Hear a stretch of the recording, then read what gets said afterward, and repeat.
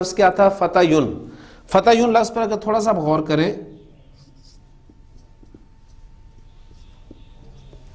حرف علت حرکت والا پیچھے زبر، جب بھی حرف علت پر حرکت ہو پیچھے زبر ہو تو آپ دیکھتے ہیں کہ وہ الف میں چینج ہو جاتا ہے. تو یہ کیا بن جائے گا؟ فتان. الف میں چینج ہوا، آگے نون ساکن ہے لہذا یہ الف بھی ڈراپ ہو جائے گا اور یہ آپ کا بن جائے گا فتن. اور پھر اس کو آپ کیسے لکھیں گے؟ فتن. تو اس میں مکسور جو ہوتا ہے اس کا اعراب تینوں حالتوں میں، حالت رفع، حالت نصب اور حالت جر، تینوں حالتوں میں تقدیری اعراب ہوتا ہے. یعنی گنتی کے یہ چند اسماء ہیں جن کا اعراب معرب میں تقدیری اعراب ہوتا ہے. تقدیری اعراب اکثر جگہ پر آپ دیکھیں گے کہ آپ کو لکھا ہوا کتابوں میں ملے گا. پھر ایک ہوتا ہے آپ کا اسم منقوص. اسم منقوص جو ہے یہ وہ اسم ہوتا ہے جو یا پر ختم ہوتا ہے، اس یا سے پہلے زیر ہوتی ہے. مثلا آپ دیکھیں القاضی،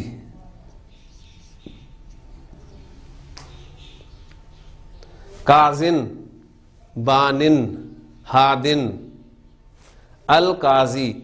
اب میں القاضی کو فاعل کے طور پہ استعمال کرنا چاہتا ہوں تو میں کہوں گا جاءنی القاضی. اب اعراب نہیں پتہ چل رہا، لیکن چونکہ فاعل ہے لہذا میں کہوں گا کہ یہاں پر یہ حالت رفع میں ہے. لیکن اس منقوص جب نصب میں استعمال ہوتا ہے تو پھر اس پر اعراب جو ہے وہ لفظاً آتا ہے. مثلا میں کہتا ہوں رأیت القاضیہ. اس منقوص حالت نصب میں آئے گا تو اس کا پھر اعراب تقدیری نہیں ہوگا بلکہ لفظی ہوگا. لیکن اس منقوص جب حالت جر میں استعمال ہوگا تو اس کا اعراب اسی طرح تقدیری ہوگا. مثلا میں کہتا ہوں مررت بالقاضی. اس مکسور جو ہے اس کا اعراب تینوں حالتوں میں، حالت رفع، حالت نصب، حالت جر، تینوں حالتوں میں تقدیری ہوگا.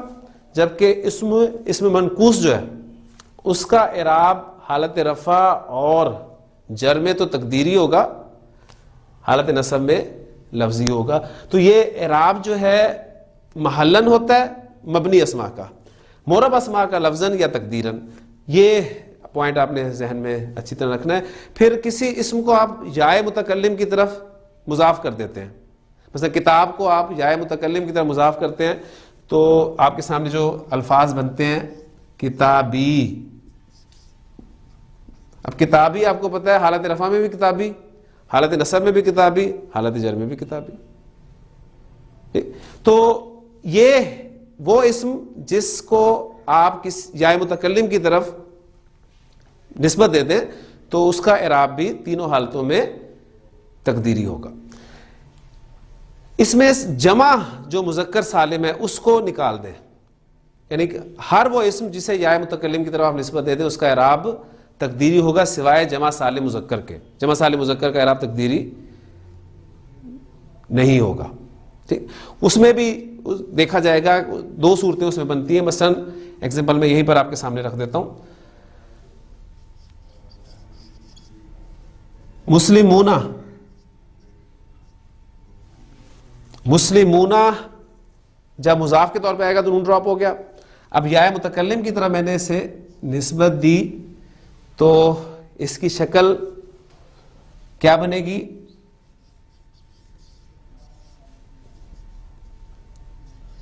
دو یا، واو چینج ہو گیا یا میں، دو یا شد آ گئی. یا پر، یا متکلم پر جو دو علامات آ سکتی ہیں، علامت سکون بھی آ سکتی ہے، زبر بھی آ سکتی ہے، وہ میں نے اویل کی. اب اس یا متکلم یعنی اس کی مناسبت سے زیر لگا دی تو یہ بن گیا آپ کا مسلمیہ. حالت رفع میں اعراب تقدیری ہوگا، یعنی واو پر آپ لفظاً اسے پروناؤنس نہیں کر رہے بلکہ تقدیراً اسے پروناؤنس کر رہے. جبکہ حالت نصب اور جر میں مسلمینہ تھا، مسلمینہ میں سے نون ڈراپ ہوتا ہے تو مسلمی یا، اور وہاں پر مسلمیہ، یعنی نصب اور جر بھی اس کی مسلمیہ ہی بنتی ہے، لیکن اس وقت وہاں یا پر آپ چونکہ پروناؤنس کریں لہٰذا وہاں پر اعراب جو ہے وہ اس کا لفظی ہوگا، تقدیری نہیں ہوگا. تو یہ چند جگہیں ہیں صرف، یعنی اگر آپ دیکھیں تو 3 ٹوٹلی جگہیں آپ کے سامنے آئی ہیں جہاں پر کسی بھی اسم کا اعراب جو ہے وہ تقدیری ہوتا ہے. اسم مکسور کا تینوں جگہ پر رفع نصب جر، اسم منقوص کا رفع جر نصب میں لفظی ہوگا، اور ہر وہ اسم جسے آپ یا متکلم کی طرف نسبت دے دیں سوائے جمع سالم مذکر کے. جمع سالم مذکر کو میں نے الگ کر دیا. اب جمع سالم مذکر کی ایگزامپل میں آپ کے حالت رفع میں جو ایگزامپل آئی ہے اس میں اس کا اعراب تو تقدیری ہوگا حالت رفع میں، لیکن نصب اور جر میں اس کا اعراب جو ہے وہ لفظی ہوگا. تو یہ چند ڈیٹیلز تھیں جو میں نے آپ کے سامنے رکھی ہیں. تو یہ ہمارا ٹاپک تھا اس حوالے سے. اب اس کے بعد انشاءاللہ تعالی میں آپ کے سامنے ایک بہت اہم ٹاپک اور رکھنا چاہتا ہوں جو کہ قرآن مجید کا اسلوب کثرت سے آپ دیکھیں گے کہ استعمال ہوئے، اس کی بہت ساری ایگزامپلز آپ کے سامنے آتی ہیں. تو اب ہم بریک لیتے ہیں اور بریک کے بعد انشاءاللہ تعالی اس ٹاپک کے ساتھ میں دوبارہ آپ کے سامنے حاضر ہوتا ہوں. بسم اللہ اول و آخرہ.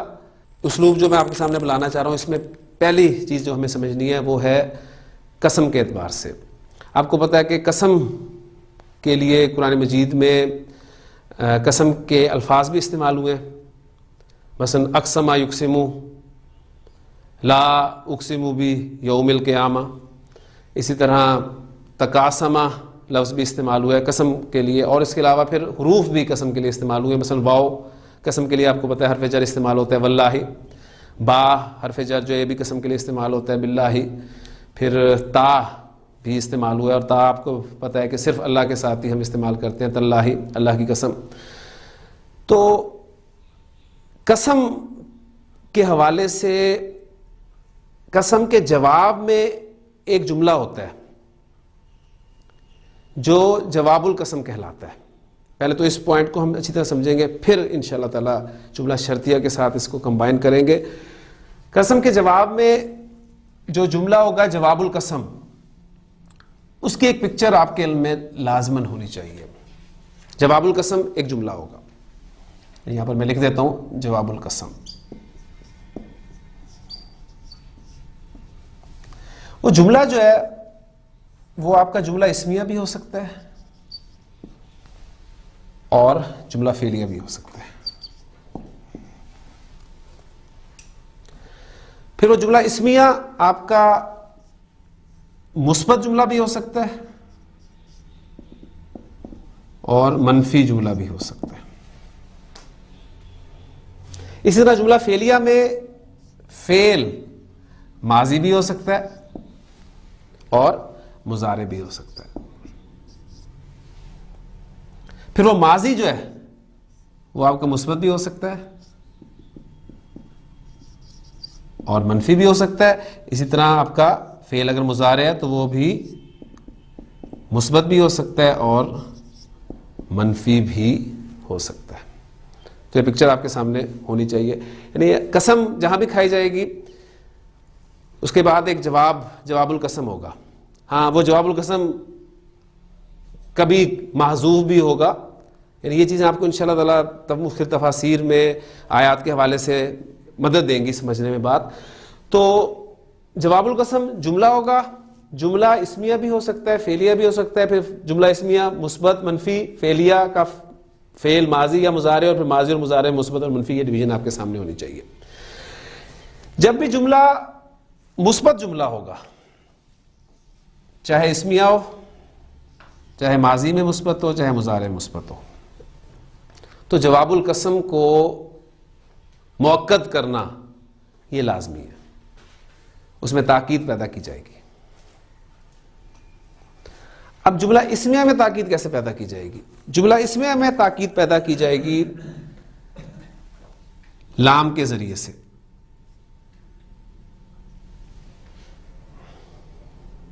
یا لام کی بجائے انا اس کے ذریعے سے، یا پھر لام اور انا یعنی انا اور لام دونوں کے ذریعے سے. سورۃ العصر ایگزامپل سامنے رکھیں. والعصر قسم ہے زمانے کی. ان الانسان لفی خسر. تو وہ جو جواب القسم ہے آپ کا جملہ اسمی ہے، اس میں آپ دیکھیں گے کہ تاکید پیدا کی گئی ہے کس کے ساتھ؟ انا اور لام تاکید دونوں کے ساتھ پیدا کی گئی.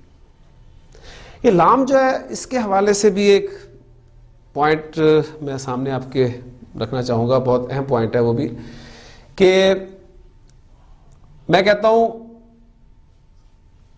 انا صادقن، انا صادقن